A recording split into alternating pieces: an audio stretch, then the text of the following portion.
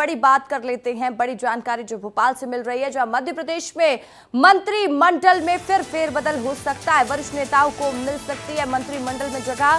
केंद्रीय मंत्री अमित शाह के वोट फॉर्मूले में 15 मंत्री पास हुए हैं। मध्य प्रदेश के 30 मंत्रियों में से 9 खरे नहीं उतरे हैं, 6 बाउंड्री लाइन पर हैं। 50 विधायकों के यहां ज्यादा मतदान हुआ है। तो देखिए, परफॉर्मेंस के आधार पर कुछ मंत्रियों की छुट्टी भी हो सकती है। निगम मंडलों में कई नेताओं को शिफ्ट भी किया जा सकता है, एडजस्ट किया जा सकता है। कांग्रेस से बीजेपी में आए कद्दावर नेताओं को भी जगह दी जा सकती है। ज्यादा जानकारी के साथ ब्यूरो चीफ श्याम सिंह तोमर इस वक्त मेरे साथ लाइव जुड़ चुके हैं। श्याम, समझाइएगा, जानकारी दीजिएगा, जो बड़ी जानकारी मिल रही है मंत्रिमंडल में फेरबदल होगा, किसको मिल सकती है जगह और किसको किया जा सकता है शिफ्ट? देखिए, इसके लिए हमको थोड़ा सा पीछे चलना होगा। जैसे ही वोटिंग परसेंटेज घटा पहले और दूसरे चरण में, तत्काल अमित शाह सक्रिय हुए और उन्होंने निर्देश जारी किए और एक गाइडलाइन जारी की कि जो मंत्री अपने क्षेत्र में परफॉर्मेंस नहीं सुधारेंगे, मतदाताओं को बूथ तक नहीं पहुंचा पाएंगे, हम ये मानेंगे कि आपकी स्थिति वहां ठीक नहीं है, लोग आपकी सुन नहीं रहे हैं, इसका मतलब सीधे सीधे आपके परफॉर्मेंस पर जो है सवाल है। यही फार्मूला जो है आगे बढ़ा और अब क्योंकि आचार संहिता के बाद में निगम मंडलों में भी पदस्थापना होनी है, वहाँ के लिए चेहरे तैयार हैं, तो ये पूरी जो है कहना चाहिए मशीनरी तय करेगी कि अब किन चेहरों को परफॉर्मेंस के आधार पर अच्छा काम करने वालों को प्रोत्साहन देना चाहती है पार्टी, वो होगा। जिन्होंने औसत काम किया उनको निगम मंडल में शिफ्ट किया जा सकता है और जिन्होंने ठीक परफॉर्मेंस नहीं दी, जो फिसड्डी रहे, उनको बाहर का रास्ता दिखा दिया जाएगा। उनको जो है ये कहा जाएगा कि आप जनता के बीच फिर जाइए। बिल्कुल श्याम, और इससे ये भी संदेश देने की कोशिश भारतीय जनता पार्टी ने कर दी है, जैसा कि भारतीय जनता पार्टी कहती भी आई है। प्रधानमंत्री नरेंद्र मोदी भी खुद इस बात का जिक्र करते हैं कि जो हर दिन मेहनत करेगा, जो हर दिन जनता के बीच पहुंचेगा, उसी को परफॉर्मेंस के आधार पर मंत्री पद भी दिया जाएगा और पार्टी उसे ऊंचाई पर भी पहुंचाएगी। लेकिन अगर आप काम नहीं करेंगे तो आपको नकारा भी जा सकता है। यही संदेश था ना? बिल्कुल, आप ठीक कह रही हैं रसिका, यही संदेश है कि जो परफॉर्म नहीं करेगा, जो लोगों के बीच लोकप्रियता नहीं रखेगा, जो लोगों के किसी काम का नहीं, वो पार्टी के भी काम का नहीं, सीधा सा फॉर्मूला है। तो देखिए, अब क्या कुछ पार्टी किसको जगह देती है, क्या कुछ निर्णय डिसीजन होता है, क्या फिर देखने वाली बात होगी कि आगे भारतीय जनता पार्टी रणनीति बनाते हुए मंत्रिमंडल में जब फेरबदल करेगी तो किन मंत्रियों को जगह मिलेगी और किन मंत्रियों को उस जगह से हटाया जाएगा। तमाम जानकारी के लिए बहुत बहुत शुक्रिया श्याम सिंह तोमर आपका। केंद्रीय मंत्री ज्योतिरादित्य सिंधिया की मां राजमाता माधवी राजे सिंधिया का 70 साल की उम्र में निधन हो गया है। उनका पिछले 3 महीने से दिल्ली एम्स में इलाज चल रहा था। राजमाता माधवी राजे मूलतः नेपाल की रहने वाली थी। वे नेपाल राजघराने से संबंध रखती थी।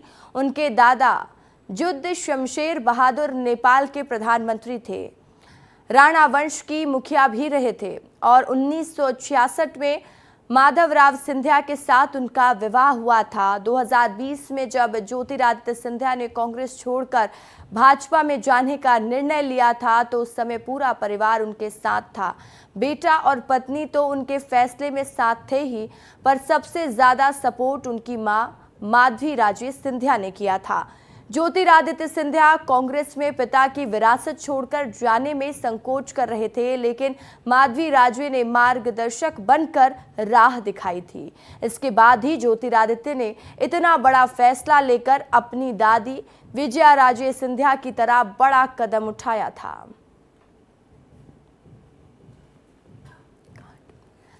तो देखिए, उसके बाद लगातार श्रद्धांजलि अर्पित की जा रही है।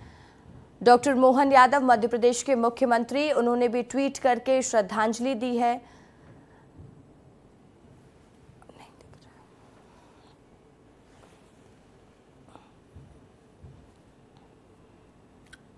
जबलपुर में बरगी विधायक नीरज सिंह ने राघव वेयर हाउस का औचक निरीक्षण किया, जहां पर हजारों क्विंटल सड़ा हुआ गुणवत्ताहीन गेहूं मिला है। जानकारी के मुताबिक लगभग 212 किसानों से 25,800 क्विंटल गेहूं खरीदा गया था, जिसके लिए करीब 4 करोड़ का भुगतान किया जा चुका था। और देखिए, वेयर हाउस में कुछ दिनों पहले फूड कंट्रोलर ने भी जांच की थी। पूरे मामले का खुलासा होने के बाद कलेक्टर ने 3 अधिकारियों को सस्पेंड कर दिया और जांच के बाद अधिकारी भी सख्त कार्रवाई करने की बात कह रहे हैं और जांच के बाद जिन अधिकारियों के शामिल होने की जानकारी मिलेगी उन पर भी कार्रवाई होगी।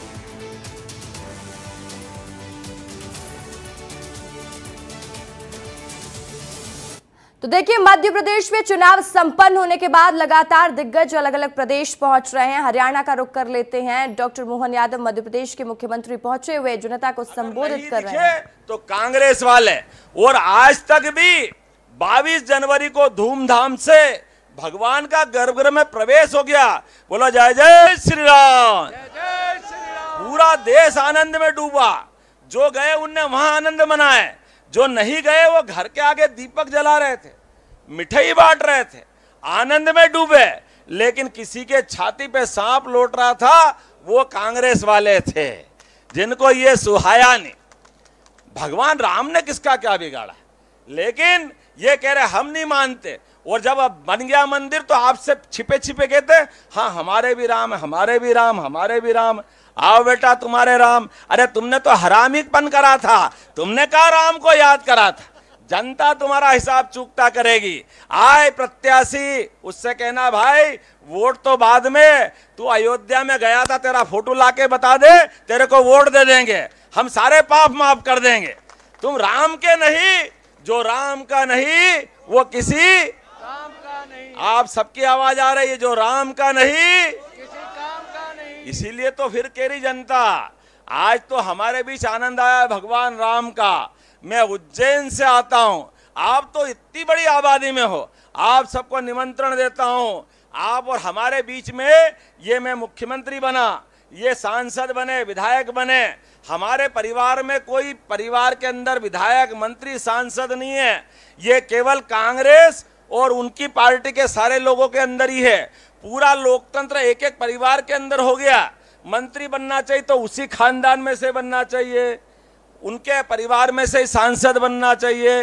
अरे इसलिए चंद्रशेखर आजाद, भगत सिंह, सारे क्रांतिकारियों ने अपना शहीद नहीं हुए कि इस देश के अंदर यह दुर्भाग्य का मौका है। आप बताओ, मौका पड़े तो आप में से कोई सांसद बन सकता कि नहीं बन सकता है? आप बताओ, आप में से कोई मंत्री बन सकता कि नहीं बन सकता है? अगर ये बनाने की हिम्मत किसी में है, वो एकमात्र पार्टी है भारतीय जनता पार्टी, जो ये मौका देती है। और मुझे खुशी है मैं आपके बीच का हूं। मुझे आज मुख्यमंत्री बनाया तो एकमात्र पार्टी भारतीय जनता पार्टी, जिसके कारण से आज आपके बीच बोलने का मौका मिला है। और सच्चे अर्थों में क्या हरियाणा, क्या मध्य प्रदेश, क्या छत्तीसगढ़, पूरे देश के अंदर जो कहा गया सबका साथ सबका विकास, ये बोलने के लिए नहीं है, करके दिखाने के लिए। इसलिए भगवान राम मुस्कुरा रहे हैं। महाकाल महाराज में महालोक बना दिया। बोले महाकाल महाराज की। आप आके जाके तो देखो कितना आनंद आता है। भगवान महाकाल की अलग लीलाओं के वर्णन वहां मिलते हैं। तो जब महाकाल के महालोक में आनंद आ गया, भगवान राम में आनंद आ गया, तो अब तो जमुना जी वाले ने क्या बिगाड़ा है? कृष्ण कन्हैया बुला रहा कि नहीं बुला रहा है? आप अपने सबको। तो चलिए अब खबरों की बात कर लेते हैं, जहां मुरैना में गोली चलने का एक वीडियो वायरल हो रहा है, जिसमें जिला बदर आरोपी भूरा गुर्जर अवैध हथियार से गोली चलाते नजर आ रहा है। दरअसल सराय छोला थाना क्षेत्र के जैतपुर गांव में मकान के विवाद को लेकर दो पक्षों में विवाद हुआ था। विवाद में ईंट पत्थर और लाठियों के साथ आतंकी अपराधी भूरा गुर्जर द्वारा ताबड़तोड़ गोलियां चलाने का वीडियो भी सोशल मीडिया पर तेजी से वायरल हो रहा है। इस घटना में पत्थर लगने से दो लोग गंभीर रूप से घायल हो गए हैं, जिन्हें जिला अस्पताल लाया गया। मुरैना में लगातार हो रही वारदातें कानून व्यवस्था पर गंभीर सवाल खड़े कर रही हैं।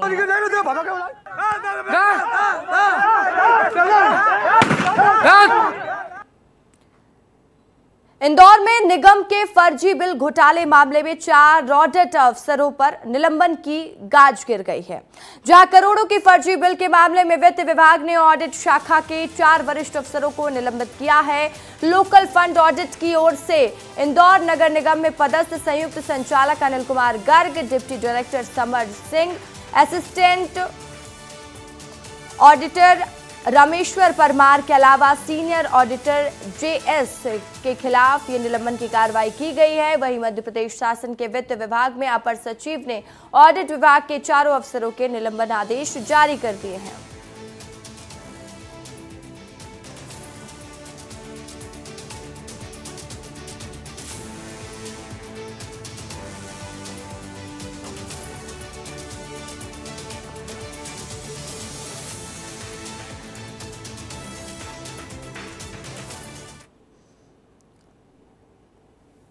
तो देखिए, देश में चुनावी सरगर्मियां तेज होती जा रही हैं। इस बीच गर्मी के तेवर को लेकर मौसम विभाग ने राहत भरी जानकारी दी है। भोपाल स्थित केंद्रीय मौसम विज्ञान केंद्र के वैज्ञानिक प्रकाश धवले ने विस्तार न्यूज से खास बातचीत की और आने वाले दिनों में मौसम के मिजाज को लेकर जानकारी दी है।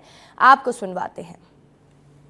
मौसम विज्ञानी हमारे बीच में, उनसे समझेंगे कि आगे 2-3 दिन क्या स्थितियां रहने वाली हैं। सर, जैसे कि हमने पिछले 24 घंटे में पूर्वानुमान दिया था, उसी के हिसाब से जो है वेदर रियलाइज़ हुआ है और पूरे प्रदेश में कहीं कहीं जो है अच्छी बारिश देखी गई है। गरज चमक के साथ बौछारें दिखी है, तेज हवाएं भी चली है। तो ये सैटेलाइट पिक्चर क्लियर व्यू बता रहा है और इसकी वजह से आप देख भी रहे हैं कि जो ये मध्य प्रदेश का पोर्शन है, यहाँ पे क्लाउडिंग भी आपको दिख रहा है। तो आने वाले 24 घंटे में जो है इसमें मध्य प्रदेश में जो है हल्की मीन्स गरज चमक के साथ बौछारें गिरेगी और कहीं कहीं जो है वो तेज हवाएं चल सकती है। 15 तारीख का यहाँ पे इन्होंने बताया है पूरा।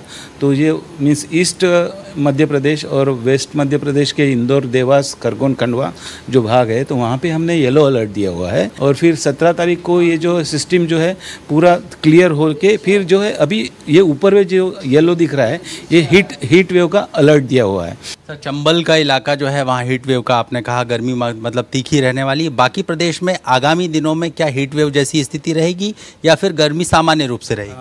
बाकी प्रदेश में जो है क्या है कि जो उसका सामान्य तापमान जो है, अधिकतम तापमान जो उसके ऊपर जो 4.5 डिग्री अगर गया तो हीट वेव को अपन समझ सकते हैं। पर बाकी प्रदेश में ऐसी थोड़ी संभावना कम है 18 तारीख तक, तो इसलिए वहाँ पे हीट वेव की संभावना कम है। जी, तो आपने देखा अभी हमारे धवले जी ने बताया कि हीट वेव केवल चंबल में है, वहाँ गर्मी परेशान करेगी। 17-18 तारीख को रहने वाली है वहाँ पर। बाकी प्रदेश में बनिस्बत आप गर्मी सहन कर पाएंगे। श्याम सिंह तोमर, विस्तार न्यूज़ के लिए। तो वही स्वाति मालीवाल के साथ दिल्ली के सीएम हाउस में हुई बदसलूकी के मामले में बीजेपी ने अरविंद केजरीवाल के घर के बाहर प्रदर्शन किया और केजरीवाल के खिलाफ जमकर नारेबाजी भी की। कल आप सांसद संजय सिंह ने प्रेस कॉन्फ्रेंस कर माना था कि राज्यसभा सांसद स्वाति मालीवाल के साथ बदसलूकी की गई थी। इसके बाद बीजेपी आक्रामक हो गई है। बीजेपी महिला मोर्चा सड़कों पर उतर आया, आरोप लगाया 48 घंटे बाद भी अरविंद केजरीवाल मामले पर चुप क्यों हैं?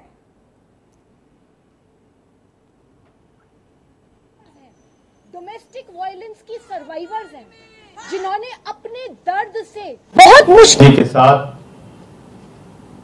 बहुत बदतमीजी की, अभद्रता की। इस पूरे मामले की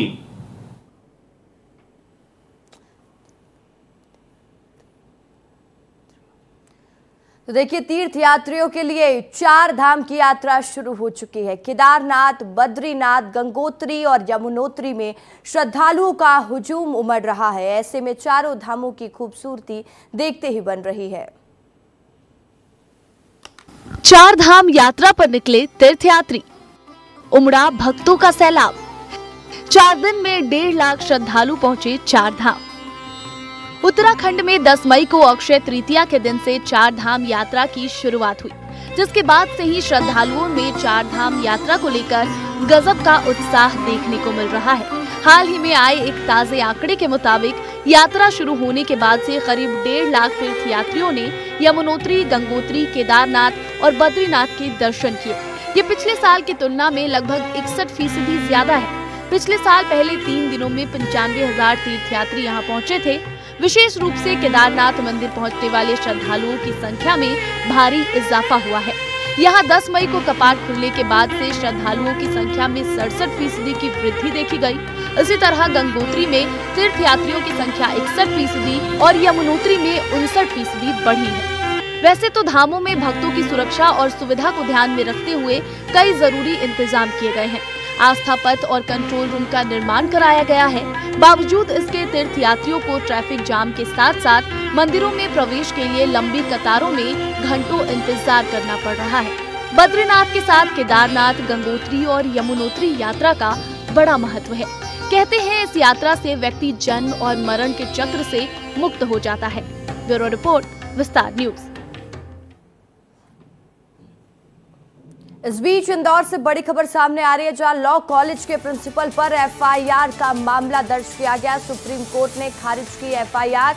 2022 में भंवरकुआं पुलिस ने ये मामला दर्ज किया था। प्रिंसिपल के खिलाफ एफआईआर दर्ज क्यों किया था, ये भी आपको बता देते हैं। हिंदू विरोधी किताब पढ़ाने का आरोप लगाया गया था। एबीवीपी ने यह आरोप प्रिंसिपल पर लगाया था। फरहद खान द्वारा लिखी किताब की भी पेश करके एफआईआर का पूरा मामला था, जिसको कोर्ट ने आज खारिज कर दिया है।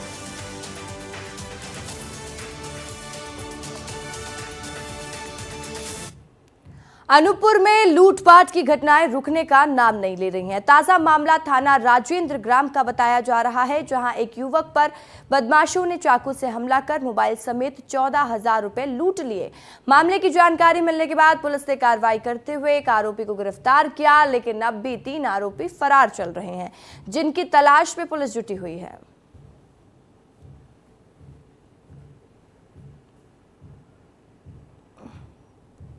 तो वहीं इंदौर में पुलिस ने शातिर बदमाश शाकिर का शॉट एनकाउंटर किया है, जहां आजाद नगर पुलिस ने शाकिर के पैर में गोली मारी। शाकिर वही बदमाश है जिसने 2 दिन पहले मोइन नाम के शख्स की गोली मारकर हत्या कर दी थी। शाकिर की गोली मारने का सीसीटीवी फुटेज भी सामने आया था। वहीं अब उस एनकाउंटर के सपोर्ट का वीडियो भी सामने आ रहा है।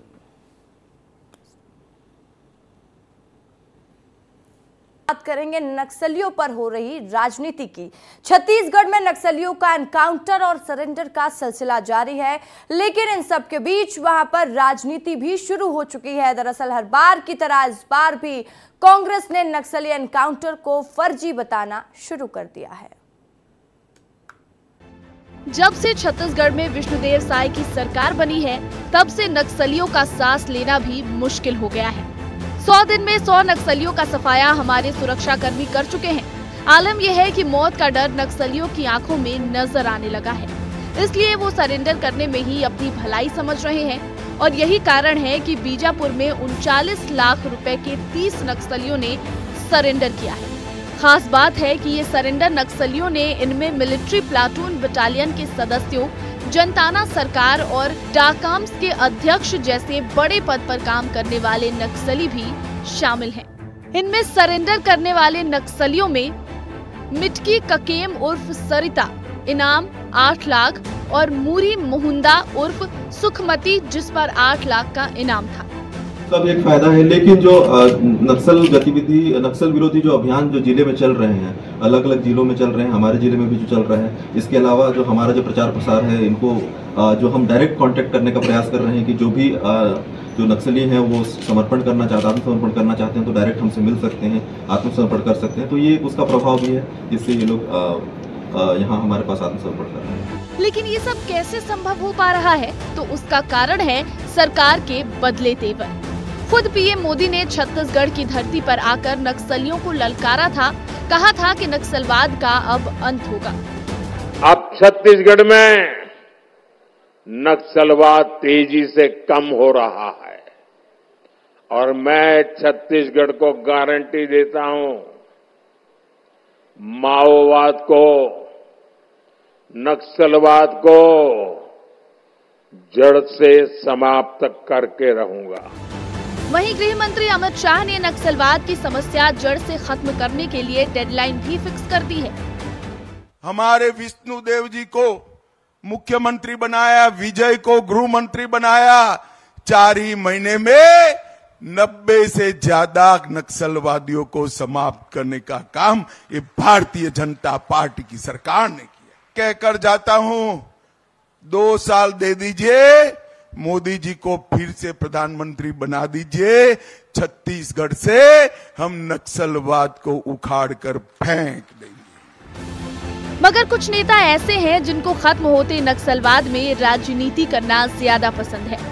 यही कारण है कि अब कांग्रेस हमेशा की तरह सुरक्षा बलों के शौर्य पर सवाल उठाना शुरू कर चुकी है। दरअसल बीजापुर में 10 मई को सुकमा, दंतेवाड़ा और बीजापुर फोर्स के जवानों ने ज्वाइंट ऑपरेशन चलाया था, जिसमें 12 नक्सली मारे गए। उसको अब कांग्रेस सवालों के घेरे में ले रही है। एनकाउंटर को फेक बताने का काम कांग्रेस नेता कर रहे हैं और इसके लिए कांग्रेस 8 सदस्यीय टीम बना रही है, जबकि कांग्रेस खुद सरकार में नहीं है। बस्तर में हुए नक्सली मुठभेड़ पे ग्राम वालों ने सवाल खड़ा किया है और गांव वालों का दावा है कि कुछ 3-4 ऐसे लोग जो गांव के थे उनको नक्सली बता के मार दिया गया। गांव के ही एक गूंगा युवक जो बोल नहीं सकता तो उसे भी नक्सली बता के मार दिया गया है। इस पूरे मामले को कांग्रेस पार्टी ने बड़ी गंभीरता से लिया है और कांग्रेस पार्टी ने इस मामले की जांच के लिए अपने वरिष्ठ नेताओं की एक कमेटी बनाई है। इससे पहले जब कांकेर में 29 नक्सलियों को मार गिराया गया, तब भी कांग्रेस ने सवाल उठाए थे। पूर्व मुख्यमंत्री भूपेश बघेल ने इसे भी फर्जी मुठभेड़ बताया। उन्होंने कहा कि बस्तर में फर्जी मुठभेड़ हुई है, जो हमारे शासन के दौरान नहीं हुई। उन्होंने आदिवासियों को धमकी भी दी और गिरफ्तार भी किया। इसके पहले जो हुआ, जो बताया वो नक्सली नहीं थे, उसको मारा गया। एक कांकेर में हुआ है, उसके परिवार के लोग आए थे, उनके पास आधार कार्ड सब है। और कितने उदाहरण चाहिए उनको फर्जी मुठभेड़ के? रमन सिंह के कार्यकाल के और अभी के भी लाख दे देंगे, उसमें क्या है। गिरफ्तारियां भी हुई, फर्जी मुठभेड़ भी हुआ। वहीं बीजेपी ने कांग्रेस के सवालों पर पलटवार करना शुरू कर दिया है। देखिए, ये वही कांग्रेस पार्टी है जो सर्जिकल स्ट्राइक पर प्रश्न चिन्ह लगाया। अब जब हमारे सुरक्षा बल बस्तर में शांति बहाली का काम कर रहे हैं, बस्तर को विकास की दिशा में ले जाना चाह रहे हैं, उस पर भी कांग्रेस पार्टी प्रश्न चिन्ह उठा रही है। ये बहुत ही दुर्भाग्यजनक है। चुनावों में राजनीति अच्छी लगती है, लेकिन नक्सलियों के बचाव में राजनीति करना कहां तक उचित है? क्या सुरक्षा के आगे भी राजनीतिक दलों को अपना वोट बैंक ही दिखाई देता है?